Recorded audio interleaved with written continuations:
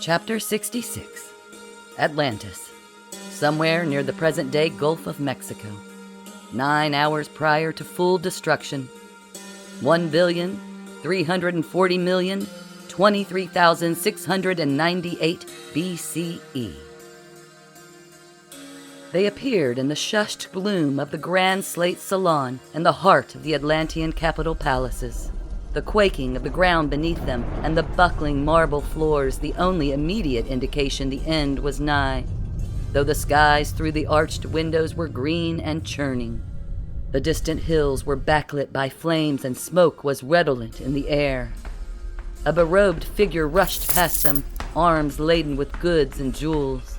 They were followed by several more servants, furtively racing towards the sagging outer doors of the castle, hands clutching worthless treasures as they stole home to their families in the burning valley below.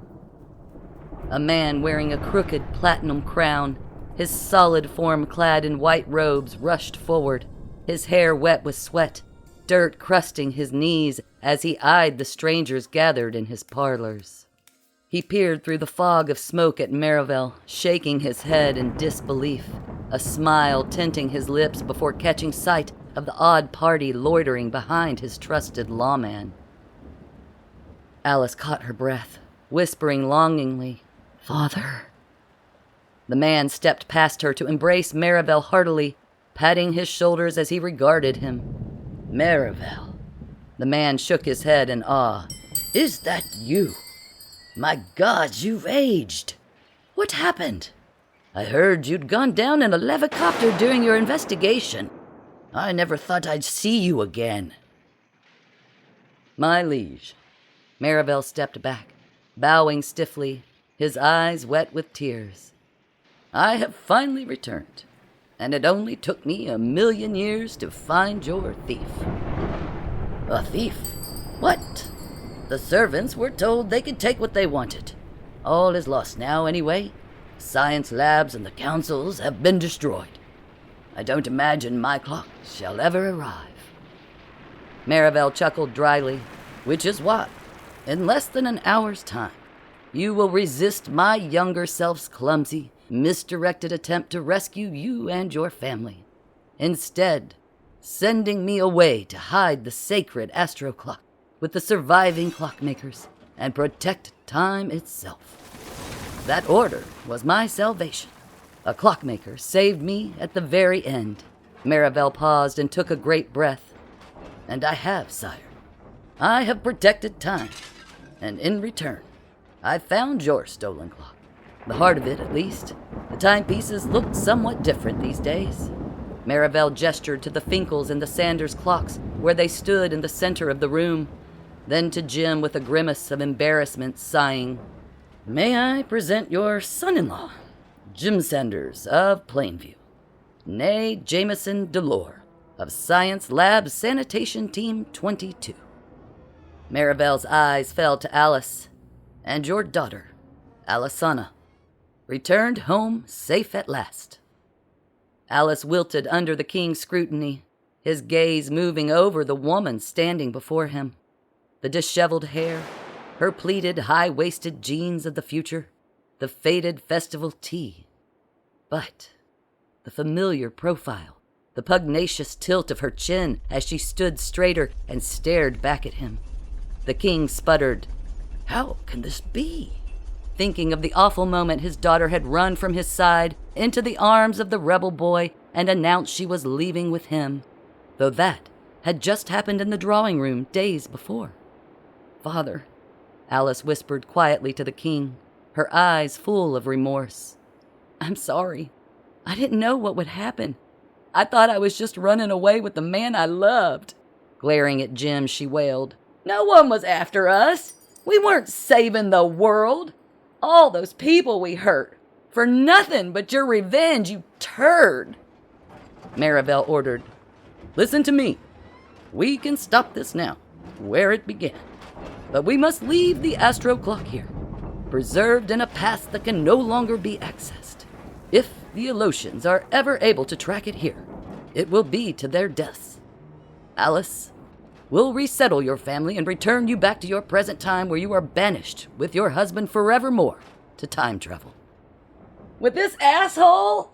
Forevermore in Plainview? No! Alice shrieked.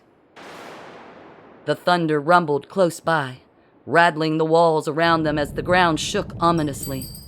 The glass chandeliers swayed and tinkled as a gigantic crack snaked down one slate wall and across the marble floor, puffs of steam burping from the growing fissure. The palace foundation rocked dangerously. Jim scoffed.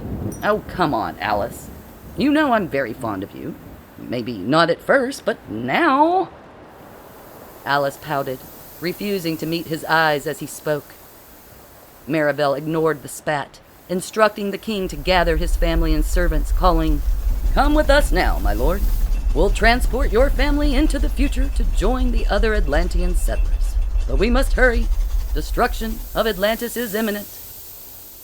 The king's family, the queen and Alice's siblings, appeared with their terrified servants, 2 of the younger daughters clutching their wiggling pets while staring warily at the strangers. The queen unabashedly ogled Alice, pulling her remaining children to her side protectively. "Are we forgetting I have a grenade, people? Jesus, what type of attention span do you all have?" Jim shouted, holding the grenade aloft with his good hand. Another substantial tremor rocked the palace, the floor buckling as the north walls of the fortress crumbled into the sea, the fissure growing to cut the great room in two, stranding the Finkles with Uncle Phinneus on one side of the emerging gorge with the Finkles clock, facing Marivel with the Sanders, their clock, and the Atlantean royals on the other. Everyone fell silent with fear while the earth heaved beneath them. Jim teetered dangerously at the edge of the great growing maw, having lost his balance on the shifting floor, flailing wordlessly and wildly about until there was an audible plink in the quiet as the pin dropped from his grenade to the marble tiles, dislodged by the arrow shaft protruding from Jim's shoulder during his struggle to regain his footing. Managing to finally right himself, he raised the live grenade over his head in a shaking fist, threatening, "If I can't win, no one wins, Finkles!" "No!" Alice howled, breaking from Marivel's hold and springing forward to launch herself into Jim's back, swearing, "You won't hurt my family again!" Alice's momentum toppled the duo into the crevice.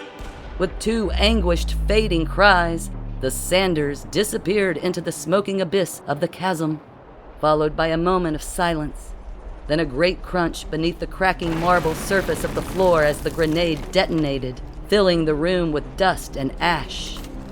The alabaster walls of the courtyard and terraces crumbled and collapsed as the royal children wailed and everyone cried out.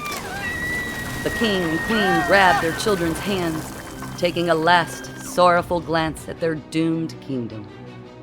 Marivel adjusted the Sanders clock, his fingers flying over the dials and knobs.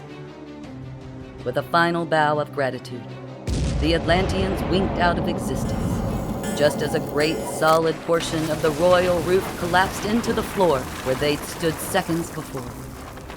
Uncle Phinneus turned with a nervous sigh to the Finkles clock, rotating one dial twice to the right and a second dial to the left thrice, with a final salute to the majestic astro clock of Atlantis, its sturdy steel and stone still standing solidly among the tornado of destruction.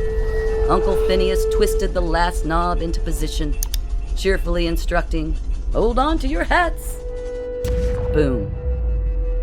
Whoosh.